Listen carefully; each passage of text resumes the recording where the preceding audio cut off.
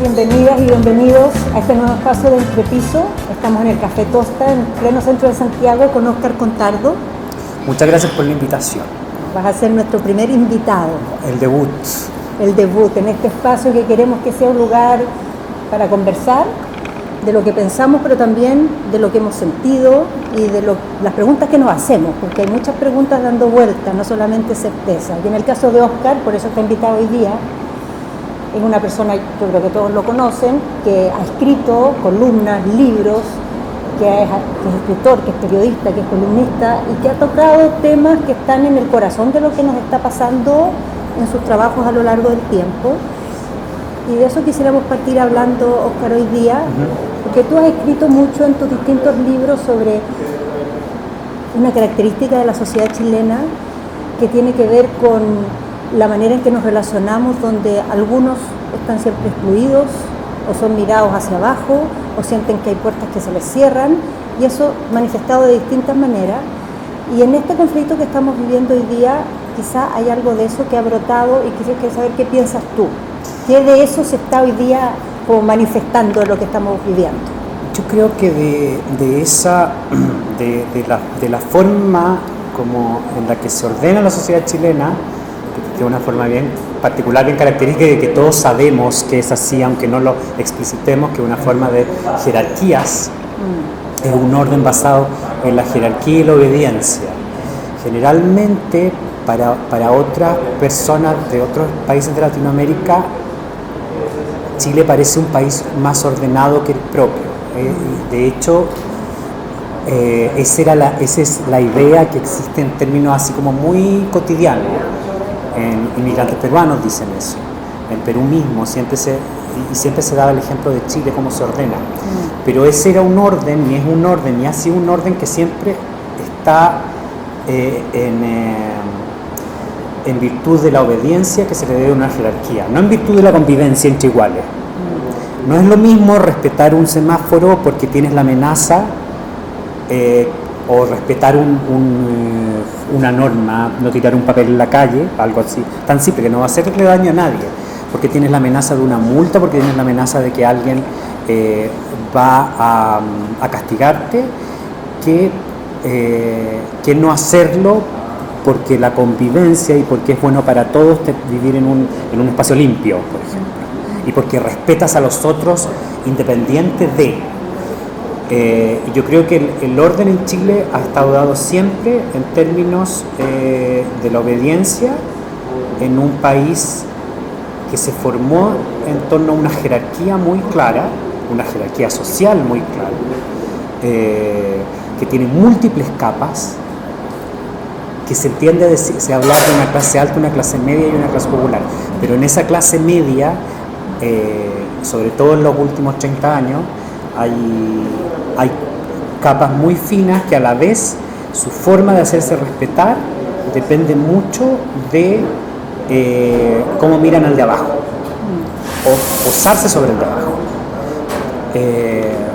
y una percepción de la clase media como un lugar en el que se transita, no un lugar de estadía, no un lugar que signifique una forma de vida en común, con una identidad en común, sino que un lugar por el que se transita y al que se accede en términos de consumo.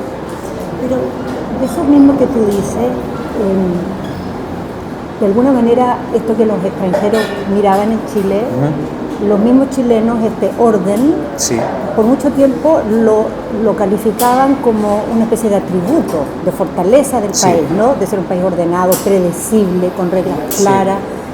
Y una de las cosas sorprendentes en este conflicto es que, a pesar de lo descontrolado que ha sido todo, porque no hay una dirigencia, no hay un territorio claro, hay mucha violencia, a pesar de eso, las chilenas y los chilenos han mantenido un fuerte apoyo a este movimiento que desafía ese orden que era tan natural, ¿no? Y que los chilenos en general han apreciado mucho y nos ha dado mucho vértigo perderlo.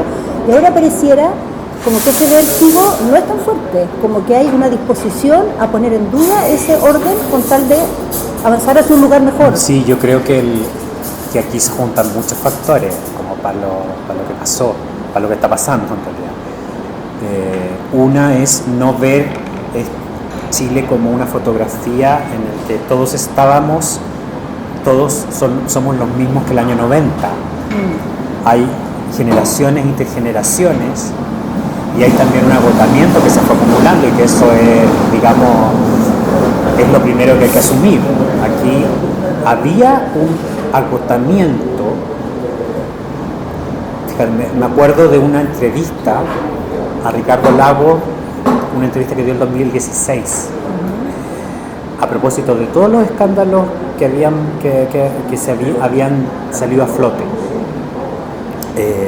Ricardo Lagos usó la siguiente expresión en esa entrevista del 2016: no sé si el país aguante 2 años más con esta seguidilla de escándalos. Estoy pensando en Penta, Sojimich, la polución del papel higiénico, la polución de las farmacias, todo lo que estaba pasando, todo lo que estaba emergiendo, saliendo a flote, y que la gente en su mayoría se estaba dando cuenta de cómo funcionaba todo. Él usó la palabra aguantar, el verbo aguantar, que a mí me parece que aglutina lo que finalmente sucede, que es un proceso largo en el que la opinión pública, los ciudadanos, la gente, el pueblo vio cómo funcionaban las cosas o cómo funcionaban detrás del poder, y cómo ese funcionamiento no se le informaba a esa opinión pública. De hecho, no aguantó. No aguantó, estaban aparte, nos sentíamos aparte, porque las cosas funcionaban de un modo acá y de un modo allá. De un modo en la superficie y de otro modo lo que pasaba en la vida era real. que a la vez que eso existía, que eso estaba pasando, existía un discurso del poder de que eso era distinto, entonces una negación de realidad persistente. ¿Me entendí? Y esa negación de realidad persistente es para cualquiera muy enloquecedora. Es muy violento en el tiempo.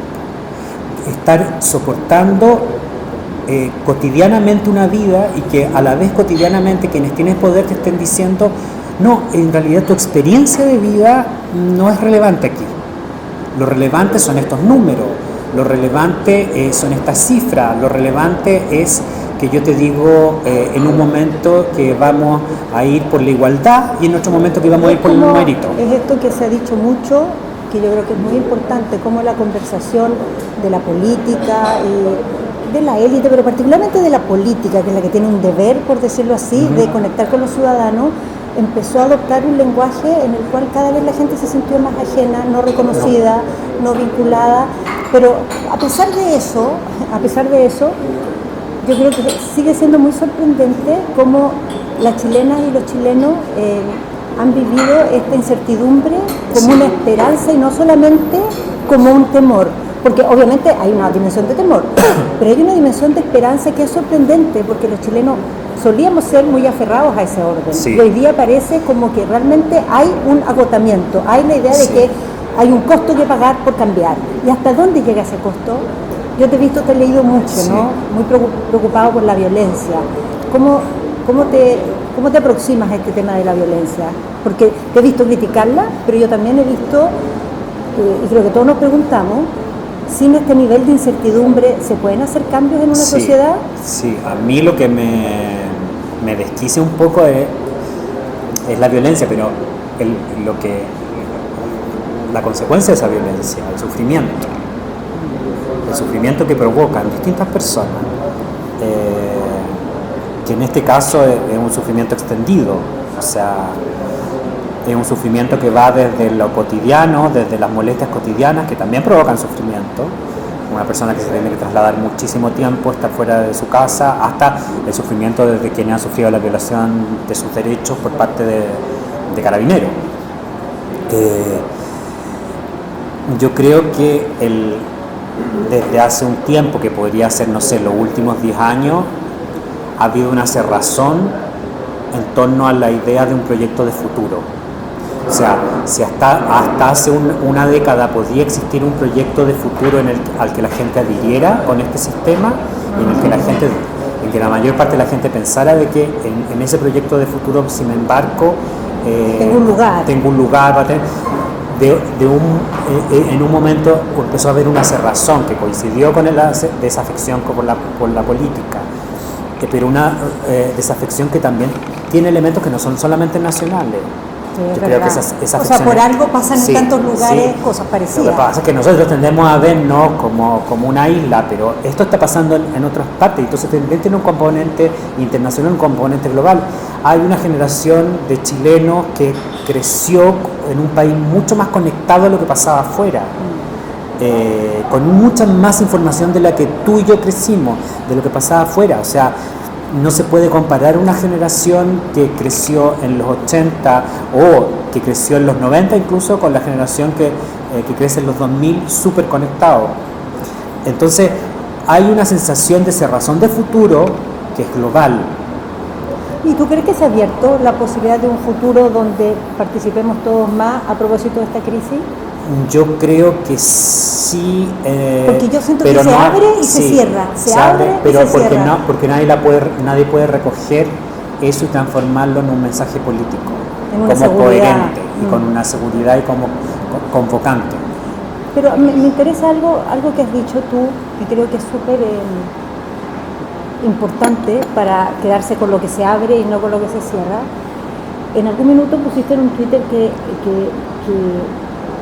este problema del clasismo en la sociedad chilena, de la discriminación en la sociedad chilena, había que mirarlo menos como un vicio y más como una condición, creo que dijiste, como diciendo en el fondo como un sistema, eso, como asumiendo que hay una parte que tiene que ver con nuestra manera de funcionar, en que todos somos parte del cambio también. Sí.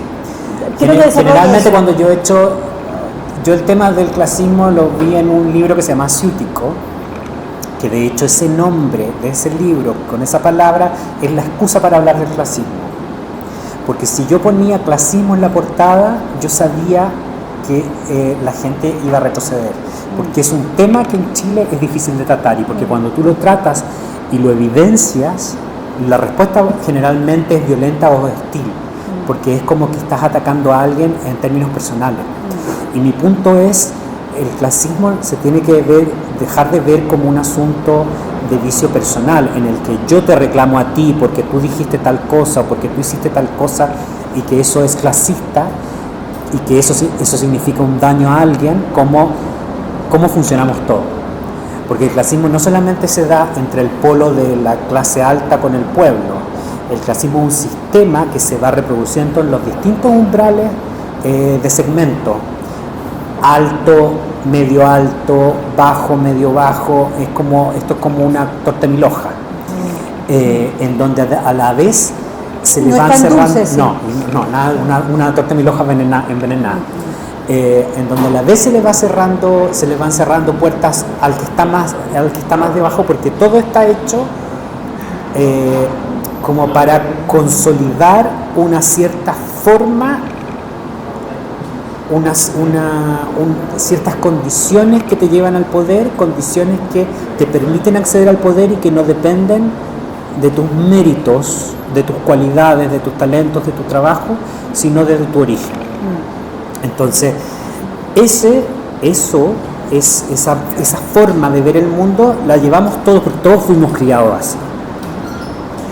Lo difícil es relevarla, explicitarla y ver cómo eso puede ser confrontado desde la política. ¿Y cómo te imaginas tú que puede ser confrontado? Hay cosas, desde cosas legales, por ejemplo, hasta hace muy poco se ponían los currículums del colegio, currículums ciegos, porque hay el componente del racismo, el racismo tiene un componente en Latinoamérica de racismo. Y en el caso chileno es un racismo no explicitado. Pero eso, por ejemplo, eso son cosas como esas se enfrentaron hace tiempo. Hubo un tiempo, por ejemplo, que estaba el tema de la foto, de la comuna. Pero eso estuvieron en nuestra agenda, yo me acuerdo, fines de los años 90. Sí. Pero en el mundo Chile 2019, crisis de octubre, ¿qué hacemos para entrarle al sistema del clasismo en nuestra sociedad? En este caso, en Chile, básicamente la educación, la escuela pública. O sea, el grado de segmentación y fragmentación es delirante. Me interesa también eso porque me acuerdo una cosa que escribiste tú hace un tiempo, cuando estaba en el gobierno de la presidenta Bachelet discutiéndose la reforma en educación, que estaban apuntando a enfrentar estos temas, y tú escribiste un artículo que lo encontré muy potente, que decías en el fondo todas estas medidas contra la discriminación y los cobros y qué sé yo, les falta un mayor cariño por la escuela pública, un mayor conocimiento de lo que pasa ahí, una mayor también empatía con la gente que le hace el quite a la escuela pública. Háblame de eso. Porque la escuela pública se transformó. Fue muy lucio en ese momento. En la escuela pública se transformó, o la educación pública se transformó en una educación para los pobres. Se identifica con eso. En un país clasista, ¿qué significa eso? ¿Cuál es el mensaje? Escapa de ahí.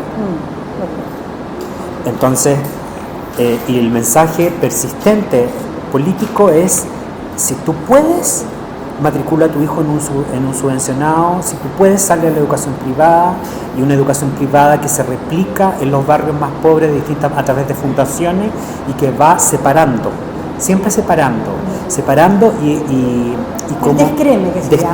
El descreme, capa por capa, cosa que al final se produce como un tejido trozado en donde nadie ve a nadie, nadie se comunica con nadie, y pasa que todos nos sorprendemos con un estallido como este, donde la rabia explota y todo el mundo dice, bueno, nadie sabía dónde venía esto, pero está en todas partes. Entonces, la escuela pública era un lugar. La escuela pública en el siglo XX en Chile llegó en un momento a tener un proyecto de futuro, un proyecto donde se podían comunicar, un lugar de encuentro en una sociedad clasista que siempre lo fue, pero un lugar de encuentro en donde podían converger distintas personas de distintos orígenes, con las limitaciones que tuvo, y eso se corta con la dictadura. O sea, la dictadura termina con las escuelas normales, la dictadura hace la reforma, tú sabes mejor que yo todo lo que pasó con la educación pública en dictadura, y se transforma en lo que tenemos es educación segmentada por clase, aunque no se diga, pero es eso. Ya, pero cuando eso se trató de enfrentar, ¿no? Y entrarle al tema del financiamiento compartido, de la selección, hubo una reacción súper fuerte porque está instalado, como tú dices, esta temática clasista y de tratar de huir de todo aquello que socialmente nos haga retroceder. Y tú en esa época escribiste esto que yo te decía, hablando como de cuánto falta no solo combatir la discriminación, el clasismo, sino poner los focos, digamos, en el valor de la escuela pública, en sus virtudes, en lo que le puede ofrecer a la familia, y que hoy día más bien muchas familias están arrancando de eso. ¿Por qué no hablamos de eso ahora en esta crisis? Yo creo que ese es un gran tema, la escuela pública en esta crisis, porque la escuela pública supone un lugar de encuentro, insisto, y hasta ahora la educación ha sido un lugar de competencia. En el discurso es un lugar de competencia, está permanentemente orientado a un alumno que está corriendo una carrera y que está compitiendo con lo otro, y correr, cuando se habla de las zapatillas de Claudia, todo eso de los patines, significa que tú estás viendo un horizonte individual. ¿A quién le vas a ganar? ¿Cómo ganarle al otro? ¿Cómo Incluso, superar al ¿sabes otro? que siempre me llama la atención? Que cuando se trata de hablar de una sociedad más justa, se dice que hay que emparejar la cancha. Pero en el fondo entonces, lo que estás diciendo al final es que igual alguien va a ganar y alguien va a perder. Lo que pasa es que la cancha va a estar pareja. Todas las metáforas. Pero al final la idea es igual que hay derrotados y ganadores. Todas las metáforas están hechas para dejar a alguien atrás. Es verdad. ¿Y quiénes quedan atrás? La gran mayoría. Pero me gusta esto que dices, porque como estamos hablando todo el día de estas cosas, quizás falta hablar un poco más de esto, ¿no? De cómo quedó en evidencia un problema que tenemos como sociedad, no solamente un problema que está en una ley o está en un grupo, sino que es una manera de vivir juntos que cambiarla es como una tarea bien compartida, bien transversal.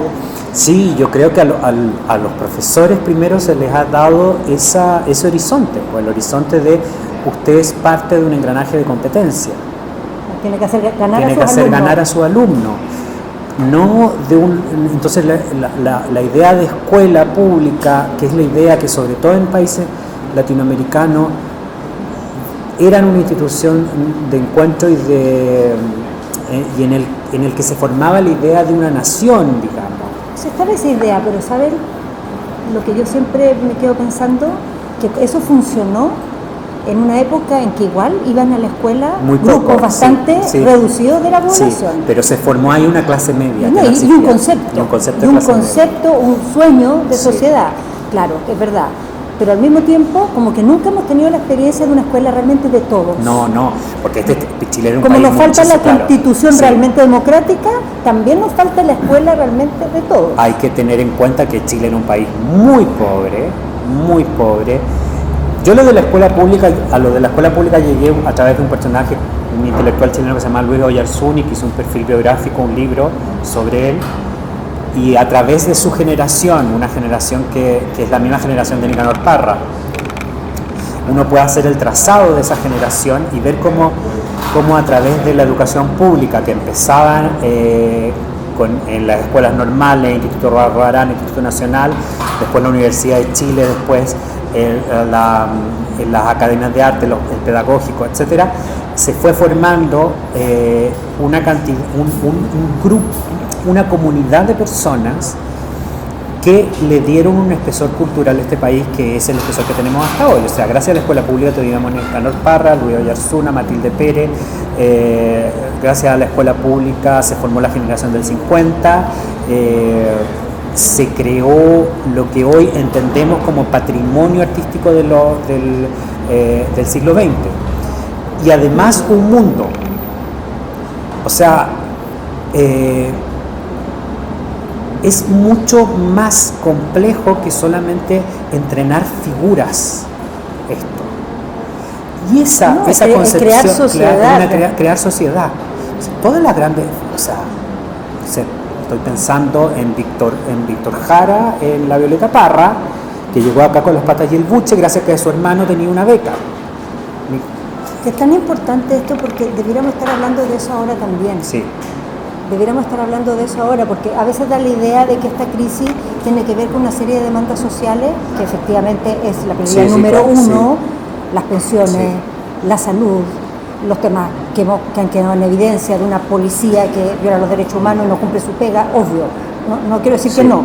Pero al lado de eso están estos otros dos temas que tú has tocado y que se han hablado menos, ¿no? Sí. Esta sociedad del clasismo, de las jerarquías, y la educación, el eslabón perdido de una educación que nos integre, que nos permita compartir. Y hay algo de eso que también te he escuchado por ahí hablar y que me interesa mucho.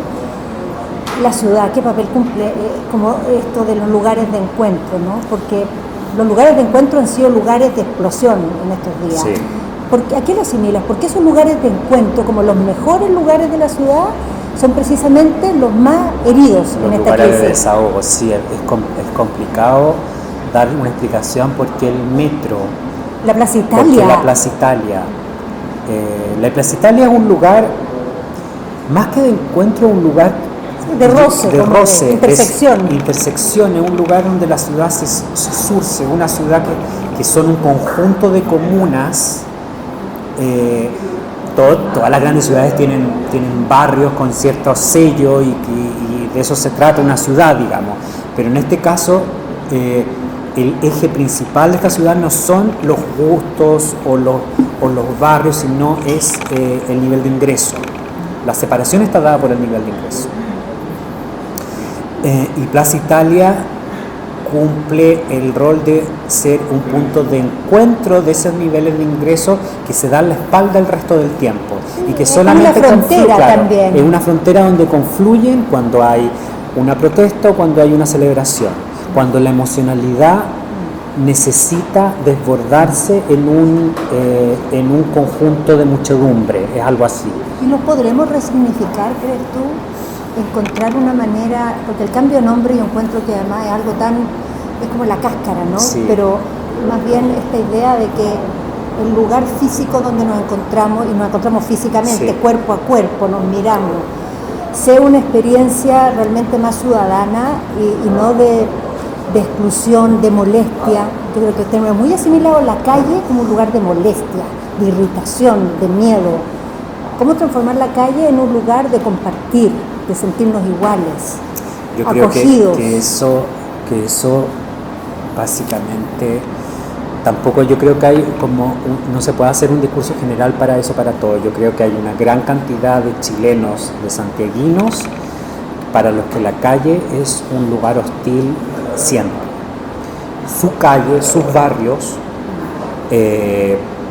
porque la hostilidad, la fealdad de ciertos barrios, salir a la calle en un lugar insolado, en un lugar lleno de baldíos, es hostil. Y viajar al trabajo y estar en otro barrio donde eres mirado como sospechoso también es hostilidad. Yo creo que lo que apareció ahora también es la sensación de hostilidad que sienten muchos chilenos y muchos santiaguinos cuando salen al espacio público, que es una vida de hostilidad cotidiana que se acumula, y una hostilidad en barrios en donde el control o la idea de comunidad está dada por dos instituciones que no son el Estado a veces, instituciones entre comillas, que son el narco y la iglesia evangélica, que son los lugares que pueden ser lugares de encuentro desde que el narco hace, no sé, beneficencia o recluta niños para el microtráfico, de encuentro porque da trabajo y de control. Entonces yo creo que eso también pasa porque hay como una no sé si llamarlo discurso oficial o verdad asumida como tal, que al espacio público no le concede como un valor realmente cívico. El espacio público, que es casi como un lugar, una molestia, que en lo posible, si uno pudiera, se sube un auto y llega rajado a su destino en el menor tiempo posible, y mientras menos espacio público tengas que tocar, mejor, ¿no? Y yo creo que parte de eso hace que otros ocupen el espacio público en lugar de ocuparlo, por decirlo así, la idea, el concepto de la ciudadanía, del país, de la democracia. Yo creo que el espacio público tiene que parte por el barrio, porque en los distintos barrios, especialmente en los que menos tienen, tengan la seguridad de que en su calle, en su lugar, van a estar seguros y que van a poder ocupar ese espacio como propio, y que ese espacio propio puede ser digno. Yo creo que eso se va replicando en la medida que se acerca al centro. O sea, ese respeto, ese sentir que de ahí esa parte. La semillita. Claro, porque si tu idea de calle es un barrio que es hostil, desde que te levantas en la mañana hasta que te acuestas en la noche, es muy difícil. Te vas con esa hostilidad, claro, a donde quiera que esa vayas. hostilidad desaparezca. Yo creo que eso puede ser una explicación para el desquite que se da en lugares que uno hubiera pensado que serían un espacio público que la mayor parte querría conservar tal como está, y que a la mayor parte de las personas les gustaría conservar bien, como el metro, por ejemplo. Pero claro, la experiencia de muchas personas es lo que me lleva en un viaje de ida y de vuelta, un viaje que no es fácil, que es hostil, a un lugar donde vivo, y en ese lugar donde vivo tampoco descanso. Entonces yo creo que hay que partir, que más que partir por la Plaza Italia o por los grandes lugares, hay que partir por abajo, por los distintos lugares. Demasiado distintos y demasiado incómodos y demasiado hostiles y desiguales.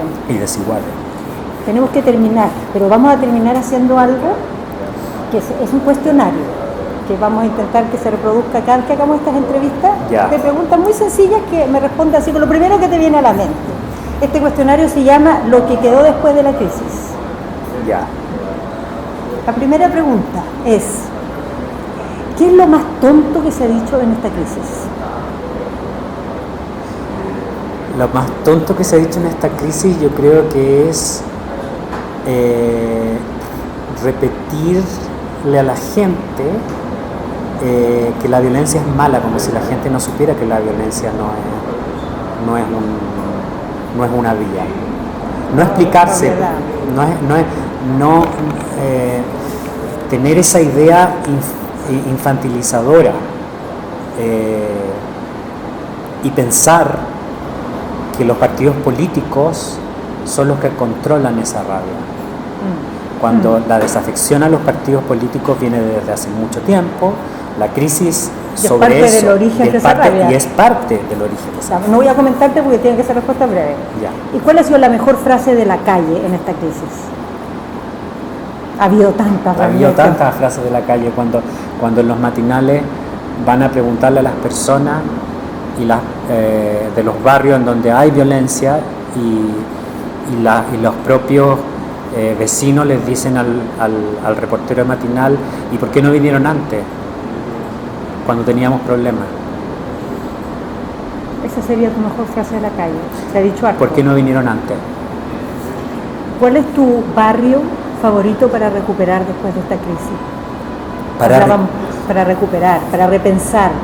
Dígame, ¿la respondiste en realidad? Sí, son los barrios donde viven las personas. Es donde viven las personas, es pensar en esas personas que salieron a cuidar el supermercado y desde Providencia hacia el centro no sabían por qué, y era porque el supermercado no tenía cortafuegos. Si incendiaban el supermercado, se incendiaba todo su barrio. Si incendiaban el supermercado, no tenían dónde abastecerse para sus almacenes. Entonces ese es saber comprender cómo se vive, cómo viven las distintas personas en las distintas ciudades, en los distintos barrios de las ciudades. Es entender de que aquí hay muchas formas de vida que estaban escondidas debajo de una alfombra. Ignoradas. ¿Qué izquierda quisieras para el mundo que viene? Si hubiera que definirla en pocas palabras. Una izquierda que volviera a la barriada, de verdad, que volviera no quiero decir el pueblo, porque es un cliché finalmente, que volviera a entender qué es lo que significa vivir el día a día en esos lugares donde se vive la mayor violencia y donde se vive cotidianamente un hastío y una desesperanza muy intensa. ¿Y qué deseo tienes, mayor deseo para la nueva Constitución? Que sea una Constitución de encuentro, que sea un punto de inicio a un país o a una comunidad que quiere un encuentro, que quiere justicia para la gente que más sufre. ¿Y cuál es la causa de moda por la que sientes menos simpatía de la que anda circulando? La causa de moda por la que siento menos simpatía, no se me ocurre. Que a mí las bicicletas, tengo un problema con las bicicletas, pero cambiemos de tema porque yo soy muy ciclista, sí. Así que rápidamente, antes que nos peleemos, vamos a terminar este cuestionario. Muchas gracias, Oscar, por haber venido hoy día a conversar con nosotros. Gracias a ti. Muchas gracias a ustedes también por acompañarnos. Hasta luego.